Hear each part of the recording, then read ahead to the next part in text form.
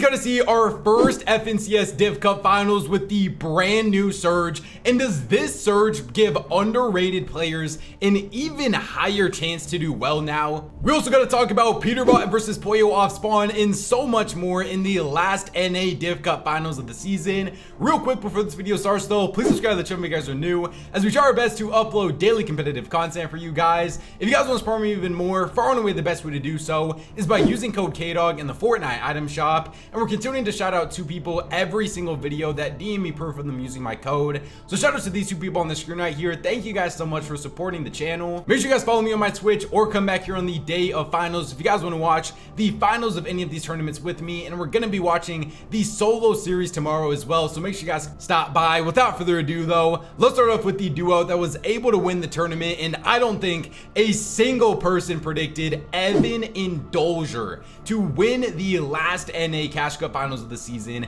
with 314 points. This duo won 2 out of their 6 matches, and in one of their games as well, Evan actually ended up not even loading into the game. And this was a problem that we saw with so many different teams today as well. Like we saw Acorn fail to load into games, Poyo failed to load into games, Peter failed to load into games as well, and he even tweeted out loss of words for this game recently. Break. No, did you? Yeah, I got in. What do I even do? I don't know.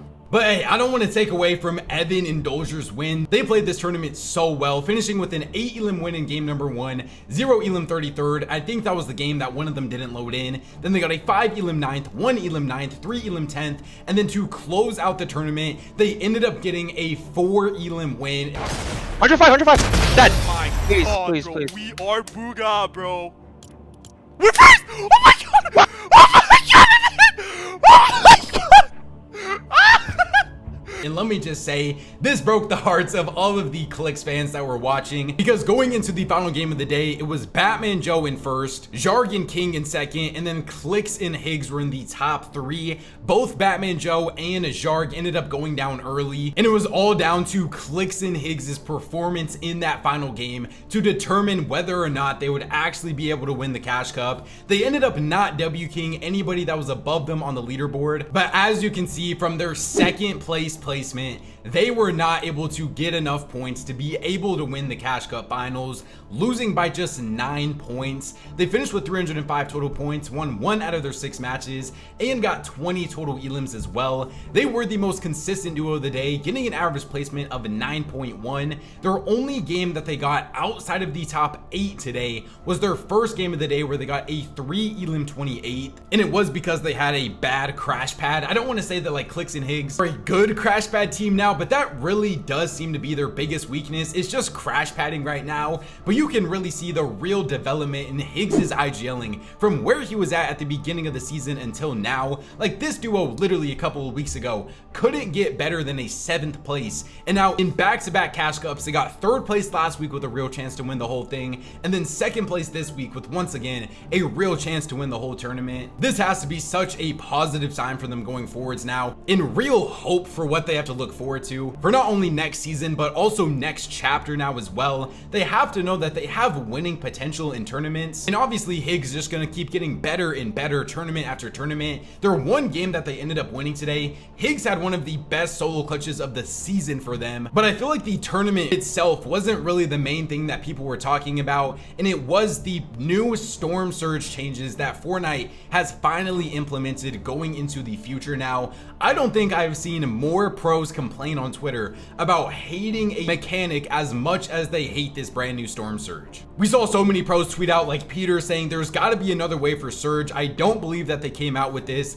It's actually awful, and that was kind of the sentiment around for all of the pros, and even for a lot of the people that were watching my stream with me as well. A lot of them did also pretty much agree that they don't really enjoy this new Storm Surge. It definitely does lead to a lot more passive mid games and a lot of duos that aren't like super aggressive aggressive, you can also tell did kind of benefit from it heavily. What are my personal current thoughts on the new Storm Surge? I definitely am not the current biggest fan of it. I personally said this myself, and I feel like in duos especially, Storm Surge trading wasn't as bad as it was in trios, because literally in duos, if you knock somebody from trading, you're much more inclined to want to W key them because it's going to be a 2v1 instead of a 2v3. And I don't know if I just got used to Surge trading, but like even in all of the duo Div Cup finals that we have watched so far this season, I feel like I really wasn't even complaining all that much about Storm Surge trading because there was so much constant action. But with this brand new Surge, it really does seem like I literally watch pros like Kanata.com, and after Arc hits a 30 tag, he says build, build, build. Like they don't want to push nothing. They literally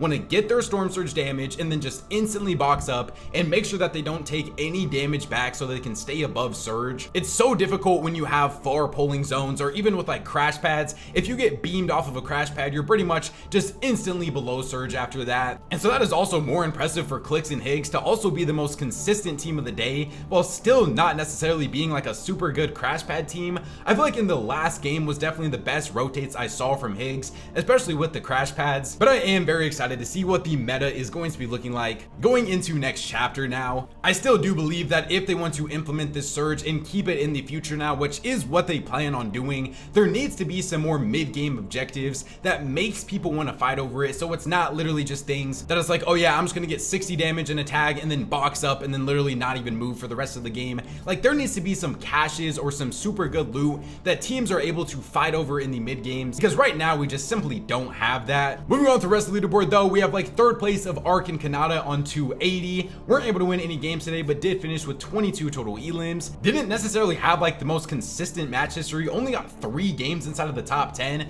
but this was just such a weird tournament with so many duos jumping up and around all over the leaderboard this entire time. So I think this was once again a pretty good finish for Arc and Kanata. They were able to get a Cash Cup win this season, able to finish top 3 in the last one. I think this was a successful season for them. Fourth place, a duo that I don't know if I would necessarily say the same thing for, was Agers and Iamzo on 272. They didn't win any games today. They did finish with the most elims though, getting 28 total elims. And I don't want to sit up here and act like a fourth place for Agers and Iamzo is necessarily like a bad placement or anything, but I feel like this whole season they've kind of just been like good to mediocre. They've never been like super great, and especially in a season where Peter and Pollo really struggled for the last 3 weeks and didn't even play together this week. The fact that Agers and Iamzo didn't win a single Cash Cup together this entire season was a little bit disappointing. I still am always gonna like the potential of this duo just based on their track history in FNCS Grand Finals and what we know they can actually do, but their best placement of the entire season was a second place in the Cash Cup Finals, I'm pretty sure, and that is exactly also what Clix and Higgs is also. And I feel like a lot more people would say that Clix and Higgs had a pretty rough season, even though they finished it super strong with a 3rd and 2nd place, and Agers and Iamzo have kind of just been like good all season. I don't know if that makes sense, but again, it really does just depend on what your expectations of them were, and I did have very high expectations on them going into duos, and so far it hasn't necessarily been all that crazy from them. Literally as I was recording this video, both Agers and Iamzo tweeted out looking for duo. Agers said looking for duo, can do anything, I want to win, DM me, and then Iamzo basically tweeted out the same thing as well. Pollo responded to this with my time has come, and then Peter literally instantly responded with 3-1 in Skittles and Pollo's placements together. I mean, as I was pretty much just saying, and as I've been saying all season long, Agers and Iamzo have been relatively disappointing. This split was pretty inevitable just based on their placements. Where is this actually going to lead for brand new duos? I think this really could have a huge snake season happen very soon. Neither of them have like found official brand new duos yet. They just decided to mutually split up with each other. Some names that I think could be a little interesting is Rapid and Agers. I mean, we all know Threats and Rapid have been super good, but I mean, I think a lot of us would agree that Agers is better than Threats. You guys know though, as soon as we have any information on these brand new duos, I will update you guys as soon as I can. Fifth place in their first tournament fully uncontested, tying Adrian Niamzo in points, was Ritual and Cold on 272. Consistency definitely was an issue for them, only getting 2 games inside of the top 10 with a 9 elim second and a 10 elim fifth. I did originally predict this duo to finish top 2 in the Cash Cup finals this week, since it was going to be their first ever fully uncontested tournament for 6 out of 6 games. And I mean, they were able to finish inside of the top 5. This was once again though just such a weird tournament with the brand new Storm Surge. 6th place was Lawrence and Batman Joe on 269. They won 1 out of their 6 matches, 17 total elims out of them as well. This duo was in first place of going into the final game of the day with a real chance to be able to win the Cash Cup. Like I said earlier, they ended up dying early, and because of how close the leaderboard was, they dropped all the way down to 6th place. 7th place was Jarg and King. 8th place was Taki and Vert. 9th place was Rapid and Threats on 238. I think this also was, unfortunately, one of their worst tournament performances of the entire season. I think they were still, though, the most consistent team this season, but I would still say that this was a successful season from Rapid and Threats. I'm very excited about their potential going into next season now. And then rounding out the top 10 was Noisy and Tony on 202. So for how some of our other big names did, we had like Cooper and Sphinx in 11th, Muzz and Reet right under them in 12th. This duo started off so strong, getting a 4 elimination third, but unfortunately they were one of the duos that missed game number 2, and then kind of their momentum, you could see, really just swung after that, and they weren't able to really get back on track. So back-to-back weeks, unfortunately, with no top 10s for Muzz and Reet. But this duo still did flash that they have the potential to be one of the best duos on all of NA. But as I've been saying all season long, pretty much none of our teams are consistent. So it's kind of hard to really be able to judge and place these teams accordingly on how good they actually are right now. 14th place, Queasy and Curly were able to get their best tournament performance together in NA together. Queasy also was contested off spawn, and I think they literally did almost win every single game off spawn together. They also only had 1 good game, getting a 6 elimination third. What is Queasy actually going to do in the future now? I think I saw a thing of him saying that if the Simpsons season is bad, then he might stay in NA for another month, but it seems like he is still looking to be going back to EU for next chapter and potentially next season as well. It probably does just depend on what his actual teammate options are going to be. If he has better teammate options on NA, I wouldn't necessarily be that surprised if he stays on NA, but right now he probably is leaning more towards going back to EU. 16th place, we had Peterbot and Josh on 150. Didn't win any games today, only got 20 total elims. I didn't personally predict them to finish inside of my top 5 because I knew that they were going to be contested off spawn, and they only ended up fighting Poyo 4 total games today, but Peter and Josh ended up winning 3-1 off spawn versus them, and this is how those fights actually ended up going. Poyo's also 1 HP. Peter takes down Poyo. Peter 2v1 versus Skittles here, and Peter's gonna take down both. Wow, Josh ended up going down too on a Poyo here. What is that, like a 30 tag for him? Drops down, another 30 tag on Poyo. Peter versus Poyo. The teammates going head to head, and Peter is going to take down Poyo. And then it's a 2v1, and Josh will take down Skittles. Okay, so Josh with an SMG and a shotgun here literally just jumps on Poyo's head and takes him down. Just the edit reset. Dang. Yep, they're full 50-50ing. Who has the better macro? Wait, they're double pickaxing Poyo. Poyo gets the gun, though. Poyo gets the gun, takes down Josh. Peter has a gun as well, though. Of course, Poyo gets the gun. Wow, only a 16 tag.